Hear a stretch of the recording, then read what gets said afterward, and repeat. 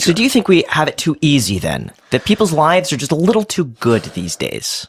Yeah, I mean, you could say good or easy, but I feel sorry for these people. There's guys that have zero tangible skills. They have no ability to do anything. Graham Stephan confronts Adam Carolla on the collapsing American economy and what's going wrong with our current economic system, as Graham Stephan is stunned by Adam Carolla's answer. So like and subscribe as we follow financial distress and how to get out of it. You've said that people lack common sense, but I'm curious, is this a new phenomenon or has this just always been the case? I mean, I'm sure if we contacted our elders through some modality, they would tell you about all the dumb people in their village. I mean, they used to have village idiots, you know. I now think like Los Angeles becoming a village for idiots. It's been literally, it used to be one village idiot. Now it's the LA City Council. There's multiple idiots. So here's my theory, which I will be proven correct about. And by the way, just so people know, I don't need to be proven correct for me. I already know I'm right with everything, but only stuff I talk about. Like people go, I had a woman say to me once, she goes, "Why do you win every argument?" And I said, "Because I only argue when I'm right." A lot of people argue about shit they don't know about, and then their batting average is going to go down. That's all through COVID. All people did, that's all CNN did, was tell you stuff they didn't know about. And now, lo and behold, they're wrong. But they shouldn't have said it in the first place. You know, folks, that is probably the worst problem that has come out of social media. Right there, what Adam Carolla just said is you have so many people, yeah, they're giving their opinions, but you should take it as an opinion. You shouldn't actually take it to heart that it is an absolute 100% concrete fact. And people are just lost in the sauce and just the sea of BS and information. And it just gets harder and harder to tell what's right, what's wrong, what's true, what's not. And at the end of the day, you have to simply bypass everybody and go to the source. Wait until you figure out what's going on, be correct, and then make your statement. Yeah. So what separates people that get it and those that don't? So here's what's going on in this chapter of our society. We weren't meant for this. We weren't meant for air conditioning and a sedentary lifestyle and all the things men don't have to do anymore and all the things we've told women they never have to do again. You know, you don't have to wash clothes. You don't have to sew socks. You don't have to milk cows. You don't have to pluck chickens. You don't have to go down to the river and get water or clean. You don't do any of that. And guys, you don't have to, you don't have to repair your roof. You don't have to you don't have to shoe your own horse or wash your own van or anything. That's like, don't do anything. When you take people and you put them in an environment that has climate control and they're told just to sit there and stare at a screen all day and do data entry, they start floating. They lose their attachment to the physical world. And the physical world is a constant reminder of common sense. So like if you work, back in the day, 80% of people worked at a mill or at a logging camp or at a coal mine or something like that. When you work in that world, if you screw up, you lose a limb or you die. That's just how construction works. When you're building a bridge, it's all gravity. It's all tangible. It's all practical. It doesn't really care what's in your heart or who you know or what your sexual proclivities are. It's just mechanics and gravity and nature. And this is why people who fix things for a living and are like diesel mechanics and work with tools are more pragmatic than folks that go into government and just sit inside a cubicle and just sort of float ideas all day. That'll never work. Defund the police. Yeah. Like, okay, that's not going to work. It never was going to work. I don't know why you thought it was going to work. Almost everything COVID was a retarded idea that some idiot had who was locked in something. Nobody I knew who worked in the trades cared about COVID. They showed up. They just went to work.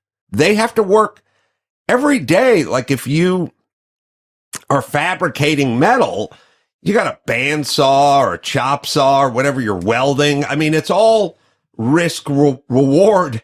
Yeah. So we took everybody, we took them off the farm, we took them out of the tangible world, and we put them indoors. And we pumped in air conditioning, and we put them in front of a screen, and they lost their ability to think. They do not have a relationship with danger. And folks, this right here, if you've never heard of him, there's a guy by the name of Thomas Sowell that really enlightens this point that Adam Carolla is talking about. When you have people in society who are removed from the real world, and most of these are ideologues who come from universities, and the only reason these people think what they think is because only in universities can their ideas even hold foot. Because when you actually have to step out into the real world, whatever your idea is, speaking to Adam Carolla's point about being pragmatic, it's got to work. It has to function. It has to be economically viable. It has to be safe enough. It has to be proven to have other people willing to take part in it. Ideas are just ideas. You can float around with them all day. And these people get into government and they have this idea about how this is going to work, how the fire department is going to work, how whatever's going to work. But they are so far removed, like Adam Carolla is speaking, being in their office, being in their university, being in their classrooms. They don't know what it's actually like to have to do any of this in the real world.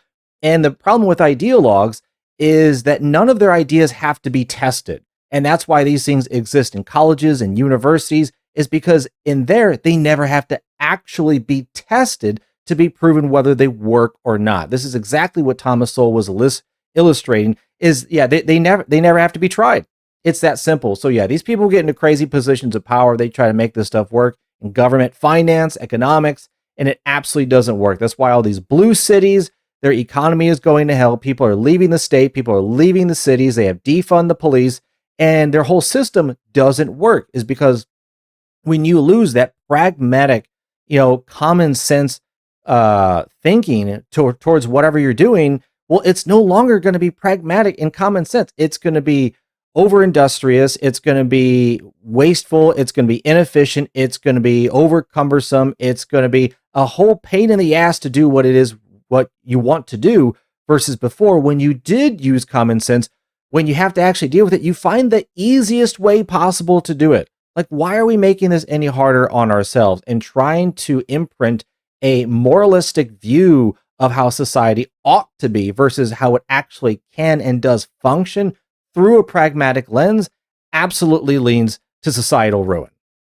You need a relationship with danger. So do you think we have it too easy then? That people's lives are just a little too good these days? I mean, you could say good or easy, but I feel sorry for these people. There's guys that have zero tangible skills. They have no ability to do anything. Everybody under 40 I know are like, they can't change a tire. If they get a flat tire, they don't know how to take the spare out and put it on their car, which might go, oh, well, that guy will call AAA, so he's got it easy. But I don't think being skillless and lazy and stoned is easy. I don't find that to be rewarding. How much of that, though, is society versus just a parenting style that maybe older millennials are now, getting into this, and they're just teaching different things that's causing this? I mean, it's society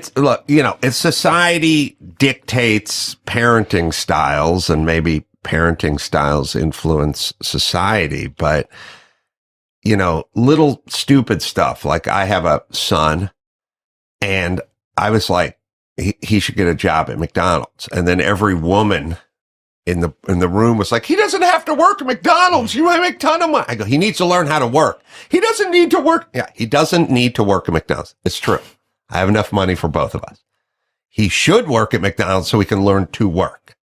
And that's perfectly fine with me. I wished my son of a rich man, worked at a McDonald's so we'd learn how to work. It's like I say to people all the time, like, I go, I'm going to go wash my car this weekend. And someone will go, you don't need to wash your car. Have the detailer guy come over, take it to the whatever. It's like, almost every time I tell someone, go do something, go paint your office, go wash your car, whatever, and inevitably, usually a woman yells, she doesn't need to do that. Like they don't need, and no one needs to do anything anymore. That's where we're at. Okay, but your brain's turning to mush because you're not doing things. You're not doing simple tasks. How does that parenting style different between boys and girls? I don't know that there's a big differentiation between boys and girls anymore in terms of like the parenting, you know. I mean, like, for your daughter, would you tell her get a job at McDonald's to get work experience? Because I feel like guys, it's easier to, you know, push them into like, oh, you got to go and do that. Go wash the car. Yeah, I think there's a societal thing where we sort of said you don't have, you know, you're not allowed as a male to tell a female what to do and blah blah blah, which is not good.